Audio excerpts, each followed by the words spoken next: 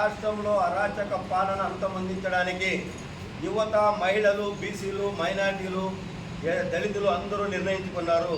ముఖ్యంగా ఈ జగన్మోహన్ రెడ్డి అవలంబిస్తున్నటువంటి ప్రజా వ్యతిరేక విధానాల్ని తరిమి కొట్టడానికి ఈ రాష్ట్రంలో ఉన్నటువంటి ఈ రాష్ట్రాన్ని అప్పుల పాలు చేసినటువంటి జగన్మోహన్ రెడ్డిని ఇంటికి పంపించడానికి ప్రజలందరూ నిర్ణయించుకుంటున్నారు.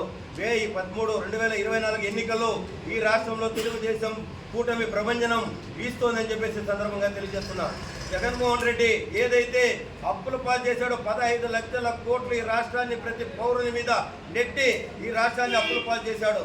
దీని నుంచి అధిగమించాలంటే ఏదైతే అనుభవం ఉన్నటువంటి వ్యక్తి 15 సంవత్సరాలు ఉమ్మడి ఆంధ్రప్రదేశ్లో 10 సంవత్సరాలు నవ్యాంధ్రలో 5 సంవత్సరాలు పరిపాలించే చంద్రబాబు నాయుడు గారి నాయకత్వాన్ని ప్రజలు కోరుకుంటున్నారు. ఆయన అభివృద్ధి, యువతకు ఉపాధి, మహిళలకు స్వావలంబన ఇవన్నీ అవసరం. మైనార్టీల అభివృద్ధి, బీసీల అభివృద్ధి, ఎస్సీల అభివృద్ధి ఇవన్నీ అవసరం. కాబట్టి చంద్రబాబు నాయుడు నాయకత్వాన్ని ప్రజలందరూ కోరుకుంటున్నారు. కాబట్టి 2024 ఎన్నికలు తెలుగుదేశం మహాకూటమి ప్రభంజనం ఇస్తుందని చెప్పేసి ఈ సందర్భంగా తెలియజేస్తున్నాం.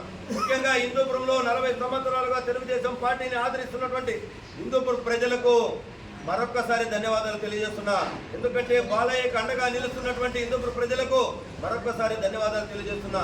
బడుగు బలహీన వర్గాలైనటువంటి మాకు ఉన్నత పదవులు కల్పించినటువంటి బాలకృష్ణ గారికి హిందూపురం ప్రజలు తప్పకుండా మంచి తీర్పిచ్చి మళ్ళా హిందూపురం మరింత అభివృద్ధి చెందడానికి బాలయ్య గారు కృషి చేస్తారని చెప్పేసి సందర్భంగా తెలియజేస్తున్నారు.